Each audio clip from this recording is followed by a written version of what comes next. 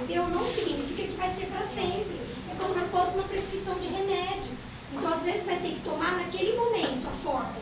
E aí, como a Dani já explicou um pouquinho aqui, que é o nosso copinho de cachaça também, o nosso quebrou. Mas aqueles copinhos de vidro fica mais higiênico, porque a gente também vai esterilizar uma água, vai esterilizar esses copinhos. Seria nas emergências, né? A gente já acudiu mãezinha que estava querendo dar uma respirada. E aí, até nessa respirada dessa mãe, quando né, realmente a produção é muito grande, igual a Gabi. Cadê a Gabi? A Gabi que está de gêmeos. Ah, a Tainá. A Gabi que está de gêmeos, por exemplo, né? É interessante que a mulher, ela produz tanto que é muito normal, dá certo, ficar mesmo só no peito, mesmo sendo gêmeos. Né? Aí, claro, depois o médico vai dar toda a avaliação dele e vai de acordo com o sim da mãe, com a disposição da mãe, com a disposição do papai, com a disposição do companheiro, com a disposição da rede de apoio.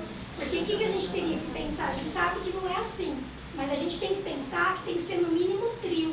Né? Por exemplo, uma mãe ou uma sogra e o papai. Né? E aí fazer revezamentos das primeiras madrugadas, né? Se for ver, teria que fazer isso. Como a Dani falou, é perigoso a hipoglicemia. E às vezes a gente vai cair naquele sono profundo se não colocar despertador, né? A gente tem que colocar despertador. Então são detalhes, né? A Ju que estava, né, Ju, bem apreensiva para esse dia. São detalhes que também depois se torna individual. Porque agora, a hora que a Dani falou, eu lembrei, o Vinícius também comentou. Cada anatomia é de uma maneira. A Ju, por exemplo, com a Ju, que tem mama volumosa, a gente ficaria, às vezes, né, quando precisa mesmo de uma emergência, a gente fica, às vezes, umas 2h30, até ajudar a fazer toda uma emergência de massagem. A hora que você falou, Dani, eu ia comentar que a circular também pode um pouquinho, né? Então, sentiu da areola mama. Então, se a mama é grandona, normalmente a gente vai ter que usar a palma da mão mesmo. Agora, e mama pequenininha igual a minha? Eu fui doadora, viu, gente? Fui doadora de leite, não tem pão, né? Amamentei meus 2 filhos. Não tem nada a ver com o tamanho de mama. Eu também, Fábio, na primeira gestação. A gente assim, tem gente que acha que tem às vezes a ver com o tamanho, né? Independente, mas, então assim, por exemplo, eu na minha experiência, eu nem usei ordenhadeira nenhuma vez, ordenhadeira elétrica, nem minha manual, só foi a minha mão. Eu conseguia só com a minha mão. Claro que é bom ter rede de apoio, é bom ter alguém ajudando, às vezes, porque pode acontecer da gente acordar. Imagine que eles já estão mamando bem, já engrenou a mamada, eles já aprenderam, porque não é mil maravilhas, né? As meninas podem até testemunhar, demora para engrenar.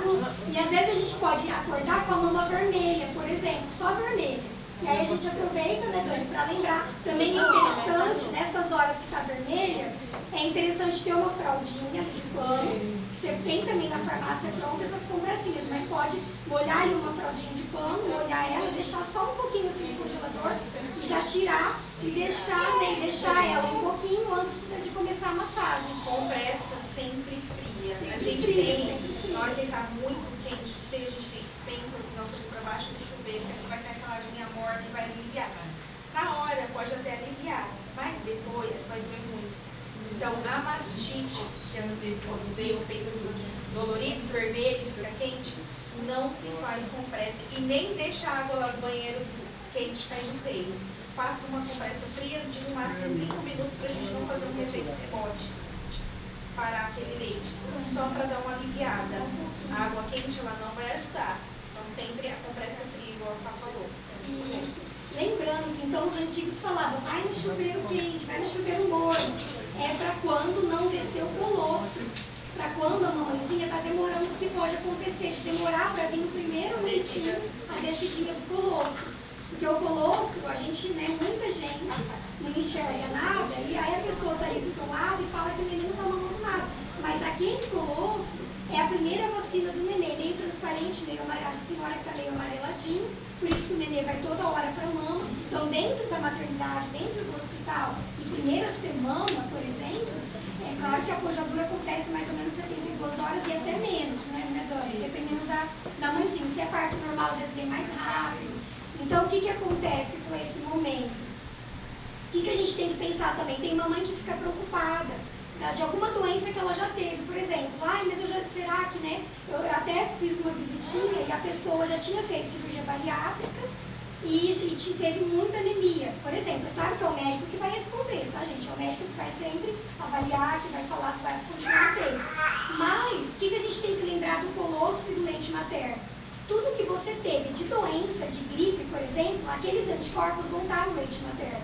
Então, tanto é que no Covid eles não proibiram, eles só falaram de usar máscara, né? Por quê? Porque todos os seus anticorpos, a defesa do seu organismo, até as mamãezinhas da África, aquelas mamãezinhas que podem estar até desnutridas, o leite materno delas vai servir de nutriente, às vezes até para quem está com câncer, por exemplo. Claro que não tem pesquisa comprovando que a gente pode, né, pegar, né, do banco de leite, né, por exemplo, um leitinho para levar para alguém com câncer. Mas, com certeza, alguém que está com câncer, com aquela imunidade bem baixa, se um dia for fazer esse teste da pessoa tomar um copo desse leite materno, daqui a pouquinho vai fazer um exame, né, Dani, vai estar lá em cima a imunidade. Então, a gente tem que crer no leite materno, que é o principal alimento até do mundo, né? A gente fala que é do mundo mesmo, o melhor alimento do mundo, não existe outro igual. Então agora nós vamos falar um pouquinho de posição. Então depois, tá, gente, vocês podem lembrar, gente, porque é muito detalhe, a hora que a Dani começou a falar, então a hora que ela falou do chacoalhar, né, Dani? São vários tipos de situação de precisar desse chacoalho, né? Até, por exemplo, uma vez participando de uma emergência com a Sônia, que é aquela profissional, né, de muitos anos de experiência lá, a Sônia Fratini, eu lembro também de chegar na sala e ela falar para a mamãe fazer assim, né? A mamãe, ela só falou assim, faz agora isso para a mamãe. Eu comecei a ajudar ela, e aí ela falou para ela agachar um pouquinho e fazer, quando ela está sozinha, né? E fazer um balançadinho assim, mas é claro, dá para dar uma chacoalhadinha. Isso quando está muito dura e muito pesada, muito vermelha. Então faz primeiro, né? Às vezes a compressinha fria, fica só um pouquinho, aí começa as massagens. O nenê pode estar chorando, não tem problema, porque é que não adianta trazer o nenê com ela dura. Então quando a gente coloca o dedo aqui, né, Dani, aqui na areola, tem que estar macio, tem que estar pelo menos descendo o nosso dedo um pouquinho, tá? E aí daqui a pouquinho a gente lembra vocês também da anatomia do mamilo. Que o mamilo ele pode estar lá para dentro, mas não é impossível a amamentação. É possível amamentar mesmo que o mamilo está lá para dentro. Tem o lá para dentro, né, que a gente chama de invertido, tem o plano, né, que depois que é o plano, que ele é bem assim, a gente não consegue mal pegar. Aí vai ter o bem pequenininho, né, depois que a gente consegue pegar um pouquinho com a pontinha do dedo, e tem o protruso, que é o normal, mas aí a gente pode, a Dani vai ter as orientações dela também dessa massagem do mamilo, e uma delas, que tem várias, mas uma delas é a gente mesmo fazer de tudo para se, imagine que está aqui bem para dentro, a gente com a mão bem limpa, claro, gente, sempre mão limpa, sempre unha curta, sempre lembrar dessa higiene, tá? As pessoas que vão te ajudar também. E aí a gente pode, quando a gente já, até, né, Dani, eu não sei o que eles têm falado, mas imagine que o nenê está maduro, igual a Jaque. A Jaque está com o bebê madurinho, né, Jaque? Só esperando o trabalho de parto. Então, quando o médico falar, está maduro, né, já está prontinho para vir, aí que você pode ficar dando mais uma mexida na mama, assim, mas antes, eles têm falado para não mexer tanto, né, para deixar quietinho, né, claro que cada médico também gosta de falar alguma coisinha, né, de banho de sol.